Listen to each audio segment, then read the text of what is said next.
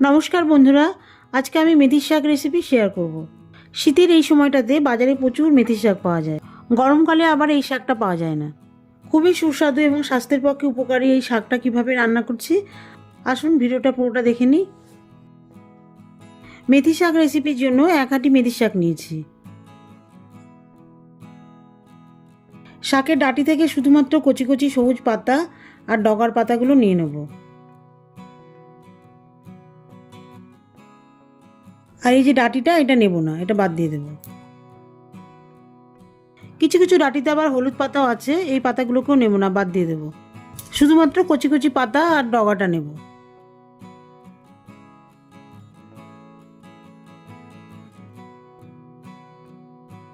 এইভাবে সমস্ত ডাঁটি থেকে পাতাগুলো নিয়ে নেওয়ার পরে এই পাতাগুলো ভালো করে ধুয়ে নেব।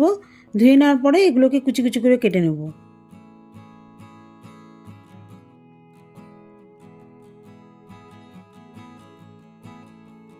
এইভাবে পুরো শাকটা কেটে নেওয়ার পরে রান্না করব।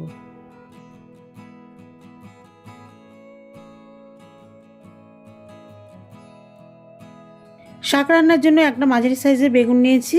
বেগুনটা ছোট ছোট টুকরো করে কেটে নিয়েছি। শাকটা এবারে রান্না করব। এর জন্য কড়াই সর্ষে তেল দিয়ে দিচ্ছি।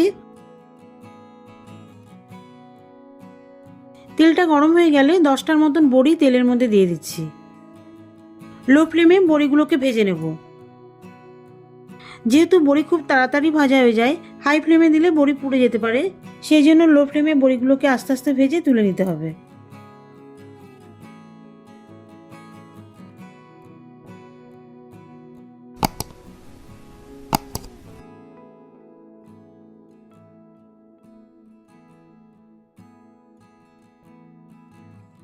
বড়ি ভাজা তুলে নেওয়ার পরে ওই তেলেই বেগুন দিয়ে দেব। বেগুনের মধ্যে সামান্য একটু লবণ দিয়ে বেগুনটা হালকা ভেজে তুলে নেব।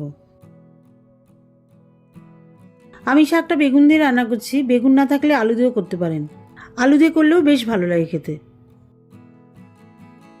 বেগুনটা তেলে দিয়ে নাড়াচাড়া করতেই দেখুন তেলটা পুরোপুরি টেনে নিল।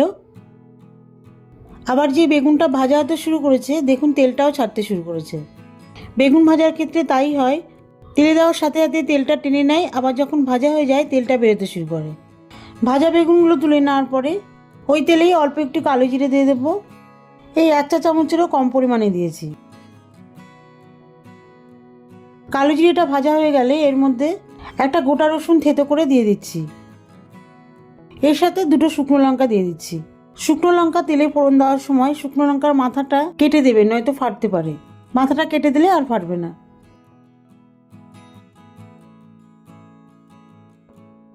রসুন, শুকনো লঙ্কা, কালো জিরে বেশ ভালোভাবে ভেজে নিয়েছি আর খুব সুন্দর একটা গন্ধ আসছে। এখন মেথি শাকটা দিয়ে দিচ্ছি।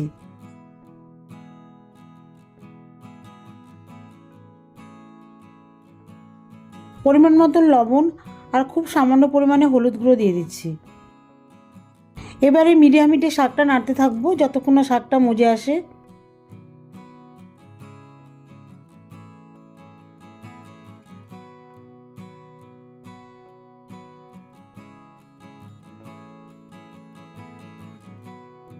নাড়তে নাড়তে শাকটা নরম হয়ে এলে 1 চিমটি মতন চিনি দিয়ে দেবো।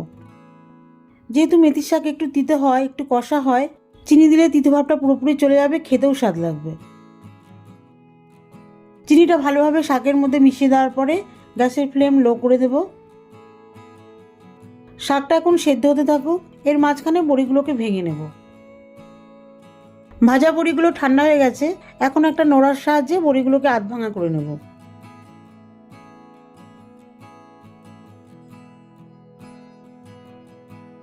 বড়িটা ভাঙা হয়ে গেলে শাকটা কয়েক সেকেন্ড মতো নাড়াচাড়া করে এর মধ্যে ভাজা বেগুনগুলো দিয়ে দিচ্ছি।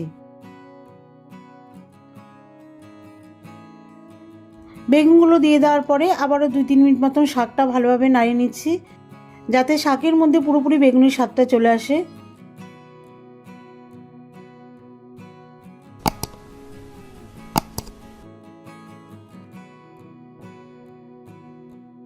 শাকটা প্রায় হয়ে এসছে।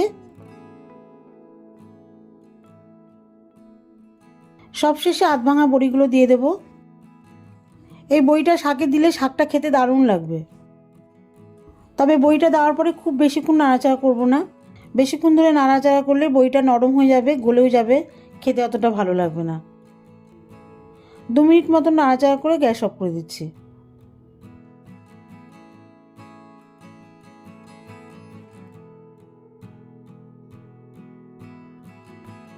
শীতের এই সময়ে মেথি শাক বাজারে খুবই পাওয়া যাচ্ছে। যারা যারা খেতে ভালোবাসেন অবশ্যই বাড়িতে মেথি শাকটা নিয়ে এসে এইভাবে রান্না করে গরম গরম ভাতের সাথে খাবেন, অসাধারণ লাগবে।